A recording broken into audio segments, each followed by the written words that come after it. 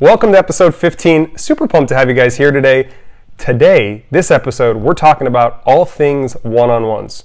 We have them with our boss. Sometimes they're good, sometimes they're not. I really kind of want to break it down. As being a leader for 10 plus years, I have a decade of figuring out what works and what doesn't work. So really excited to break that all down today. But before we jump into it, always like to tell you guys what I've been into recently. So let's start with some movies. Movies that I've been into is the new Mission Impossible, I think it's 7, Dead Reckoning, I believe is the name. It was good. I really liked it. Me and the wifey went there a couple weeks ago, and we've watched all the other ones and enjoyed them. This one kept us on the edge of our seat, and it was good. I like the actors. I kind of like where it's going. Excited to see what the next installment brings. So definitely want to check that one out. I think you'd enjoy it.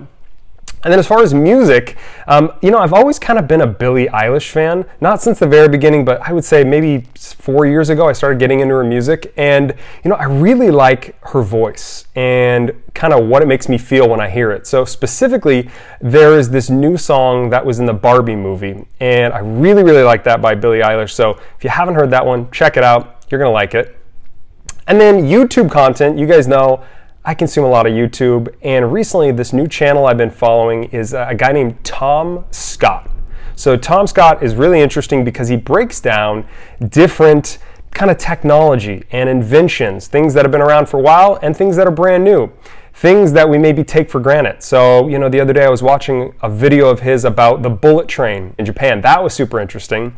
And then even just yesterday I watched an awesome video of his about this elevator that goes not just up and down, but sideways, and it's in Germany. So they're usually pretty short, 7 to 15 minutes, but usually I learn a little something, and honestly, I just kind of enjoy that kind of documentary, sciencey vibe kind of content. So if you haven't heard of Tom Scott, definitely check him out. Worthwhile for sure. Podcasts. So not only do I record podcasts, but I also listen to podcasts. Shocker there. And there's the podcast that I absolutely love called Smartless. And if you listen to podcasts at all, I'm sure you've heard of it. It's like the top comedy podcast in the world. It's awesome. I usually watch it right as I'm kind of going to sleep, listen to it, and just kind of fall asleep with that. It's interview style. 3 different actors are the hosts. So you got Jason Bateman, Will Arnett, Sean Hayes. All of them are hilarious in their own right, but they bring on some great guests, top leaders, executives, and it's easy to listen to, and it's kind of fun too. You learn a little something here and there. So highly recommend checking that one out. And then before we jump into the content for today, I always like to give a quote, right? I said I'm going to start doing a quote that kind of ties into what we're going to be talking about today. So today's quote, it's by my guy, Robin Williams, one of my favorite actors of all time. And the quote is this: being in the same room with people and creating something together is a good thing. So kind of a simple quote, but it reminds me of what we're talking today about, which is effective one-on-ones, which in theory is just 2 people getting together and connecting, right? So I want to start with a story. And this story is about a kind of an example of bad one-on-ones. So I worked for a boss who did not know how to lead.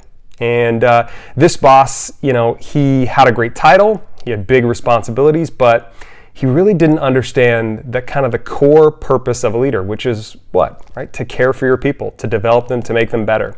So, of course, having said that, that was a big problem, but I digress. So we had one-on-ones, and he thought it would be a good idea for us to meet weekly. At the time, I gave a little pushback because I didn't really think we needed to meet that frequently. I thought we didn't have as much to talk about. So I figured, why do we want to have these one-on-ones every week if I'm not getting a ton of value and if we don't really have anything to talk about?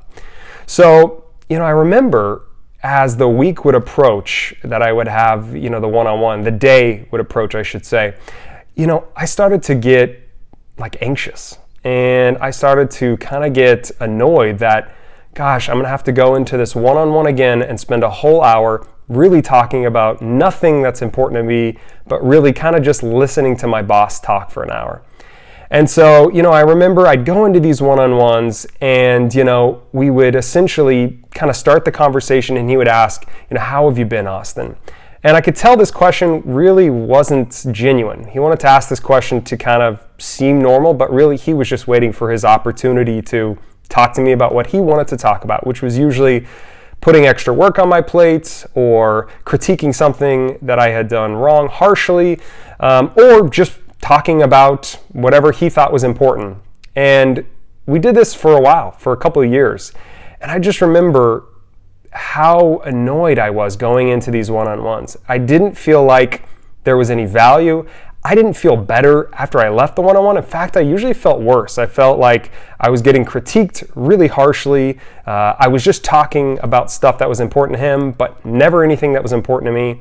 And I didn't really grow as a result of those. And that's a bummer. And unfortunately, that's just all too common in our workplaces that I see, right? We have leaders that either don't know how to lead a one-on-one or are choosing to lead a one-on-one ineffectively. So the purpose of the episode today, and the reason I tell that story, is to really kind of talk about one-on-ones. I want to talk about what makes a good one-on-one, what makes a bad one, what one-on-ones are not, what they should be. I'll give you a story at the end that kind of talks about my one-on-ones, my philosophy around those.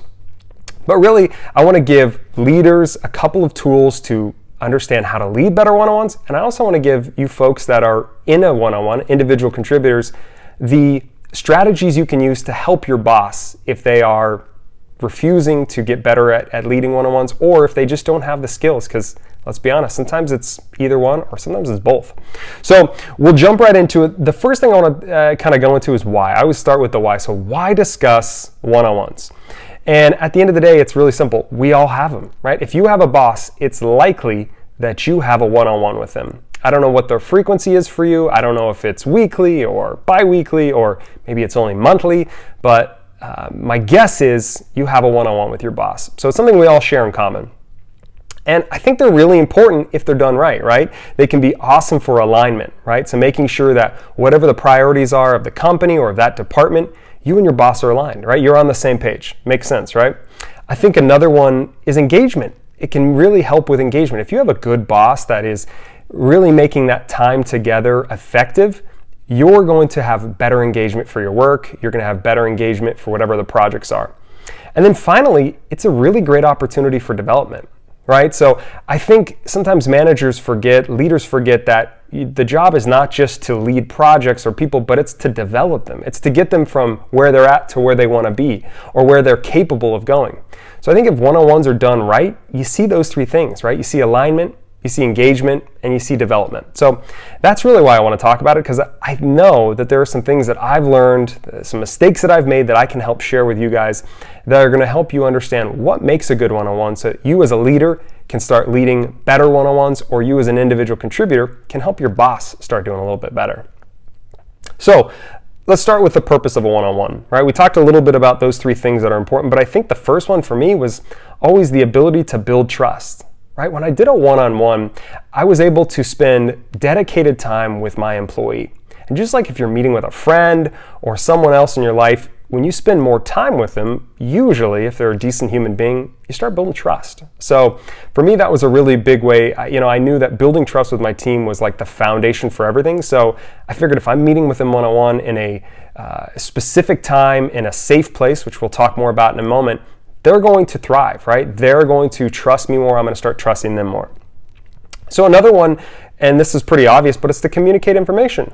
Right? Sometimes there was information that I didn't want to share in front of the large group, and that was maybe only for one person, or I felt like I needed to spend more time on information that I had shared in a group setting. And so a one-on-one was a really great opportunity for me to be able to talk with them and really make sure that I communicated that information better, but that they also understood it, right? I want to be able to validate that they understood it. So communicating information, super important. I think the other one we talked about a moment ago is development. Right? If I was doing my job effectively, it was my opportunity to develop my team, right? So whether that be us, role-playing a new exercise, or, looking at an email they had sent recently to give them some feedback, whatever it looked like, it was my opportunity to give them my undivided attention and help develop them into what I knew they were capable of doing. And a lot of times, I didn't have those opportunities throughout the day if I wasn't kind of scheduled, set aside, dedicated for that. So I think that development thing was a big one. And then I think the last one for me was, it was my opportunity to build them up, right? I did an episode around recognition a few months ago, actually. And, I talked about the power of building people up and really what that means. And when you build someone up, you get better performance. So for me, I use that opportunity to build them up. So you better believe I brought recognition to the table. I made sure to call out what they were doing really well, because I knew that this was a great opportunity for me to build up their self-esteem, continue to make sure that they felt recognized and they were doing the best they could do. So, I think that's really the purpose of one-on-ones, right? But I want to transition and talk about something that's maybe all too familiar, which is why your one-on-ones suck. So I think the first reason your one-on-ones suck is probably you don't have an agenda, right? So if you go into a one-on-one with your employee, or if you go into a one-on-one with your boss and there's nothing on the agenda for you guys to talk about, and you kind of just keep it willy-nilly and you don't really know what you're going to talk about, you're going to find that you waste the time and that you're not actually getting any real work done. So for me, I think it's super important that you have an agenda, right? It doesn't have to be a detailed minute-by-minute agenda, but it could be something as simple of, hey, I want to talk about these 4 things today, right? And making sure that agenda is to your employee and that you've had a chance to see that before you go into the one-on-one, super important. I think another one is making sure that it's focused on value. So I knew as a leader that anytime I took my team away from doing their work, right, to have a one-on-one, that they were going to be not as productive. So I knew that that time was super important, and I didn't want to waste time, and I didn't want to focus on things that didn't matter, right? This wasn't the time for us to gossip or to talk at length about a new movie, right? There was definitely that kind of stuff baked into it, but that wasn't the primary focus. It was really focused on value, right? What could I do to deliver value to them, to make their job a little bit easier, to empower them to do something better within their role? I think another one that comes to mind for me was, I wanted to make my one-on-ones a safe place, and a lot of times that wasn't the case. So if you're going into a one-on-one and you're not feeling safe, if you're feeling like you can't be vulnerable, that you can't share what you're struggling with, you can't share what's actually going on, it's not going to be a good one-on-one because it's not real, it's fake. It's a check-the-box activity, as they say. I think another one for me that stands out, that shows, hey, this is not probably a good one-on-one, is when the manager is doing all the talking. So I don't know about you, but I've been in these one-on-ones, and I mentioned it earlier, where my manager did all the talking. They didn't really ask me any questions, and really it was me listening to them talk about projects, talk about things they thought were important, but it was a one-sided conversation. So how do you think I left those conversations feeling? I felt drained. I didn't feel like I was understood or heard, or that I even contributed to something that mattered, because it was just me listening, almost like a student and a teacher. So if you're seeing those things, if you're the manager doing those things, you got to stop right away. That's draining the energy of your one-on-ones. So we talked about why your one-on-one might suck. Let's talk about what makes a good one-on-one, right? So for me, again, I think it goes down to having an agenda and a clear purpose, right? What are we trying to accomplish during this one-on-one, right? For me, I wanted to make sure that there was value, but it was focused value. What was the things we needed to work on that were time sensitive, that were most important to their role or to our department or to the company, right? And those are the things we focused on. Another really important thing for me, and I can't stress this enough, and it may be even my secret when it comes to one-on-one, is casual. I never liked formal, stuffy anything, and I hated formal, stuffy one-on-ones, right? I did not want to do this just to do it. I wanted to make this like a casual conversation, right? The times where I feel most comfortable, most at ease, the times where I can be most vulnerable is when I'm casual. I'm casually chatting with someone. So the ways I did that, right, is I would a lot of times take it outside of the office, or I would make sure to create time in the beginning and the end of the one-on-one where we would talk about things that were not really work-related, or that were just maybe interests or fun things or things that were going on in the world. So I made sure that, even though we were speaking about things that were important, there was some time, put into that was for non-work talk, that really allowed it to be a little bit more casual and allowed people's guards to kind of go down. Another one that makes a good one-on-one is if you're a leader and you're not listening and asking questions, and you're talking more than you're listening, you're messing up. That's not the way to go. This is not your opportunity to talk or preach or teach someone anything, really, right? This is your opportunity to find out what's going on with your employee. What's going well with them? What's not going well? What are they struggling with? What's keeping them up at night? What are the things that they're worried about? These are the kind of things that I wanted to get to the bottom of. I wanted to find out what was going on with my employees. It was not about me talking about myself. And I can't tell you how many times I've heard from people that that's what their manager does. So that's not what a one-on-one is. It's probably 80% me listening as the manager and 20% me talking. I think the next one is, it was safe, right? And I talked a little bit about that a second ago, but I think there's so much importance in creating a safe environment. That boss I was talking about earlier, it wasn't a safe environment. When I went into those one-on-ones, I felt like I had to protect myself, that I couldn't admit mistakes, that I had to be perfect because that's what he expected. He didn't have any understanding that as human beings, we make mistakes and not everything's going to be perfect. So if your team feels that way when they're coming into your one-on-ones, right? If you're going into a one-on-one with your boss and you're feeling like you're on edge, that's not a good sign. That's not a good vibe. You don't want that. So we talked a little bit about kind of what makes a good one-on-one. Really quickly, here are the things that a one-on-one isn't, right? We'll just go through them real quick. Number one, it's not boring. So if you're going into a one-on-one or you're leading a one-on-one and it's boring and it's repetitive, you got to change it up. So whether that means a new meeting location, maybe you go get some coffee, maybe it's a different time of the day, maybe you do an activity halfway through, maybe it's just a walk. I don't know what it is for you, but don't make it the same, and boring one-on-ones are not going to be something your employees look forward to. And I remember I didn't look forward to my boring one-on-ones. It's also not an opportunity for your boss to dump a whole bunch of work on you, right? This should not be the work dump, time of the week. And that's what it was for me. I would come into those one-on-ones and he would just throw down so much work, regardless of what my capacity was. That's not what we want to do, right? It is a interactive, two-way conversation. It is not a work dump situation. And then the last one, it shouldn't just be about projects, right?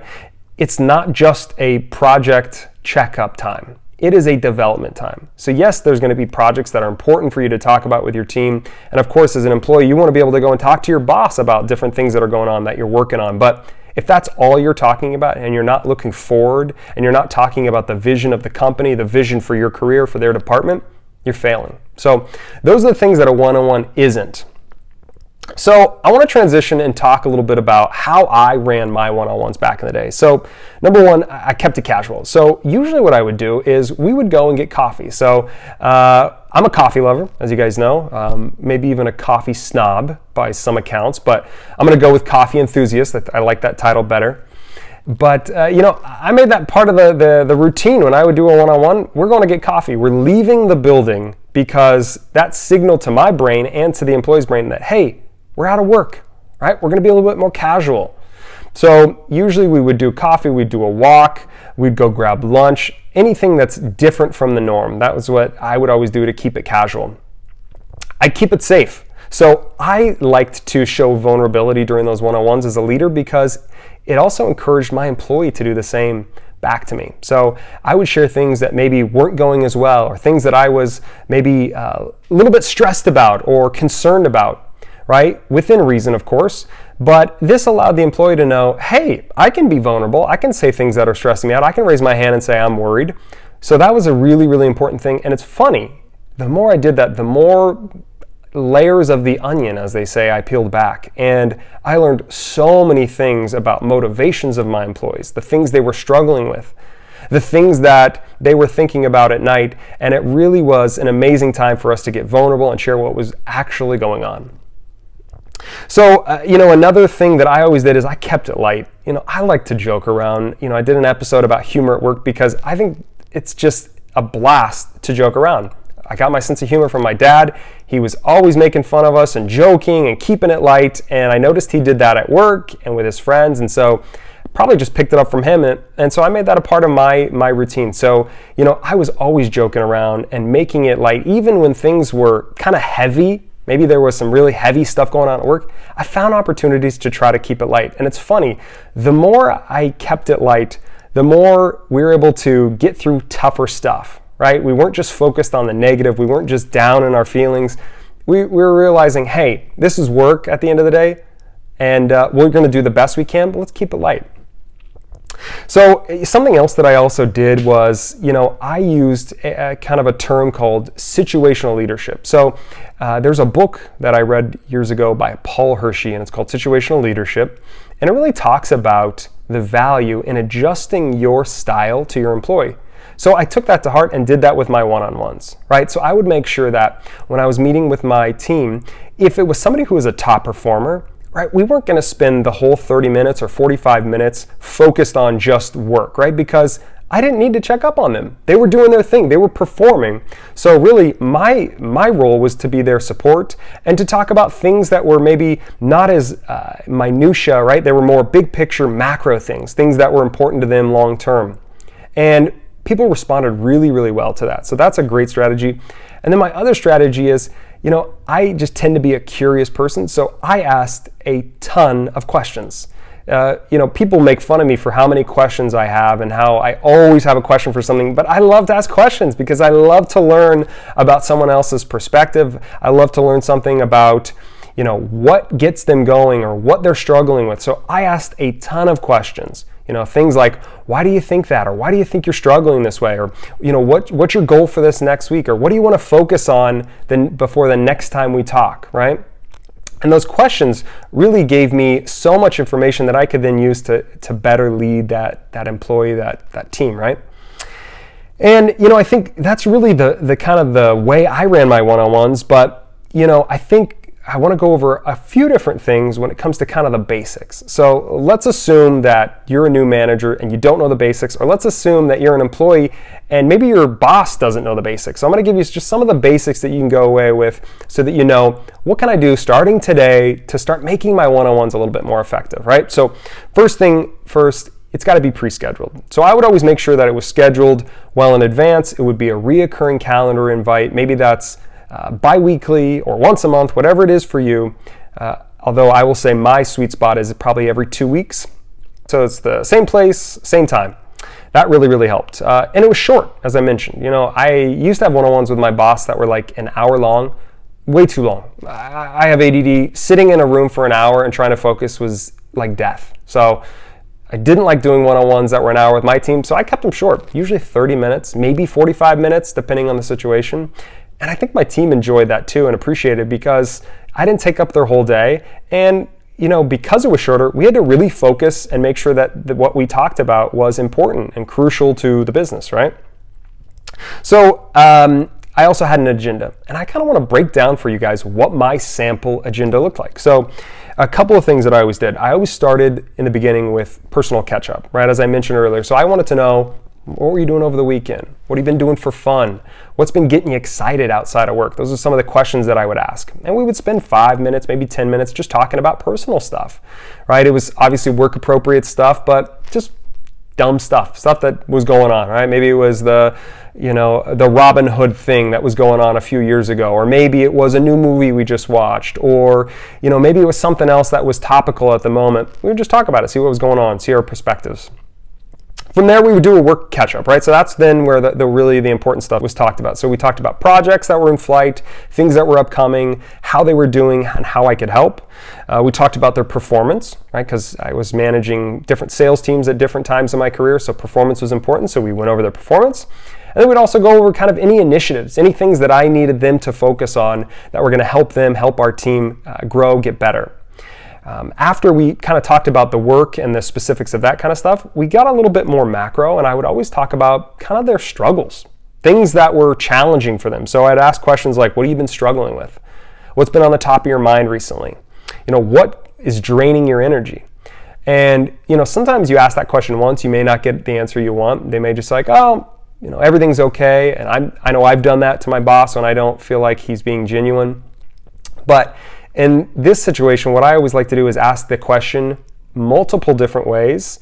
And eventually, if you ask the same question multiple different ways, a lot of times you finally get an answer. So that was kind of my strategy. And then at the end, I always wanted to talk about help. What could I do to help? What could I take off their plate? What was something that I could do for them starting today that would make their job a little easier? And sometimes they gave me an answer, and sometimes they said, hey, Austin, you're doing great. There's nothing else I need right now. But I always made sure to ask. And then to wrap it up, of course, it was personal stuff. What do you got going on the rest of the day? What are you looking forward to this weekend? Whatever it was, I wanted to make sure that we didn't just leave on a work vibe, kind of left on a personal vibe at the end. So that was really the agenda that I used throughout my last, I would say, 7 years of my one-on-ones, and it really seemed to work. So I didn't really play with the agenda all that much. Now, again, I would adjust my style depending on the person, but overall, I kept the agenda, pretty straightforward. So I want to transition and talk to the folks that might be not a manager, but you have one-on-ones right now, and they suck. And you might think to yourself, well, what do I do? Right? I'm not the manager, so can I do anything? Can I even make a change? And the answer is yes. So I want to go over a couple different things that I think you can do that I'm confident will work to help your manager get a little bit better at one-on-ones. So number one would be give your manager some respectful feedback. If you haven't told your manager the things that are not going well with the one-on-ones, how can you expect them to get better? So pull them aside privately, respectfully, and say, hey, I've been noticing that this part of the one-on-one is not really working for me. What are your thoughts on changing it? And if you have a decent manager, they're going to be willing to try something new and change. So don't be afraid to give them a little respectful feedback.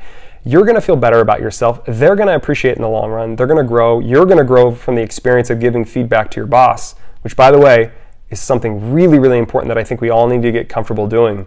And it's going to help. So another thing that I think really works is bring something to the table that you need help with. So when you go into the one-on-one, instead of just waiting for your manager to kind of run everything, you bring something to the table that you want to talk about. Maybe it's something you're struggling with. Maybe it's, hey, boss, I don't know how to give good presentations. Can you critique my most recent presentation? Maybe it's something else completely, but bring something to the table that you need some help with. That way you're going to see some value out of that one-on-one, and your boss is going to feel good helping you.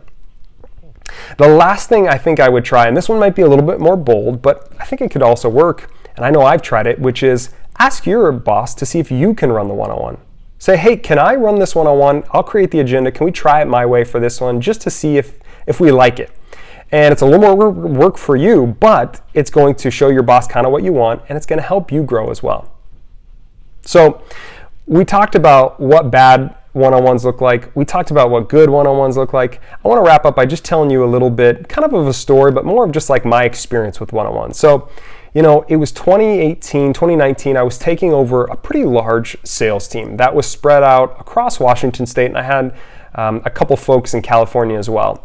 And up until that point, I would always do my one-on-ones in person with my staff because I worked in the same location. I was a branch manager at a bank, so we all were in the same, 1,400 square feet or whatever it was, and so that's where we would talk about stuff.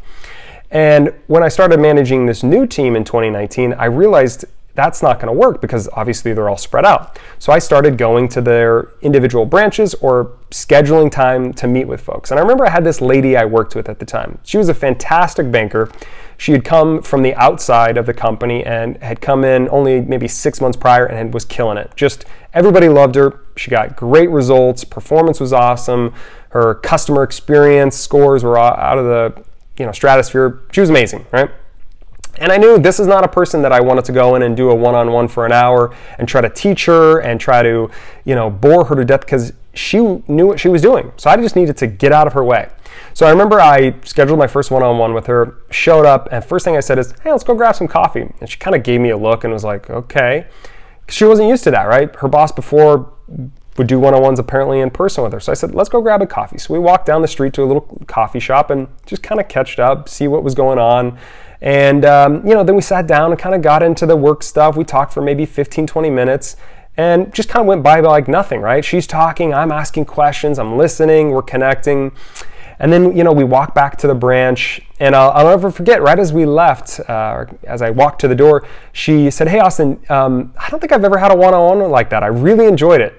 And I thought, well, that's weird. I wasn't sure if she was joking or, if I had heard her correctly, but she was being serious. She was being genuine. She enjoyed the format. I enjoyed it. I got some really good feedback at that point, so that's how I knew I was onto something. I need to keep it casual. I need to ask questions. I need to make it about them, not me. And I need to make it value focused on what's important. So I tell you that story just to show you can start making your one-on-ones good today. It's up to you as a leader, and if you're not a leader and you're an individual contributor or an employee, you can also start making changes. It's going to take a little bit more confidence, but it's definitely possible. So we talked about lots today, one-on-ones. I want to wrap up with a challenge, give you something practical to take away and actually work on this week. So if you're a leader, I want you to try one of the tips that I shared today, whether that's creating an agenda, listening more than you talk, or keeping it casual. And if you're an employee, what I want you to do, if your one-on-ones suck, I want you to go give some feedback to your boss. I want you to let him know in advance that you want to talk with him. I want you to prepare some notes. I want you to be really, really respectful and calm. And I want you to get out of your comfort zone and ask your boss to see if they can make a change. You're going to feel better. They're going to grow, like I said, and it's going to slowly but surely make those one-on-ones a little bit better. Thank you so much for listening. Make it a great day.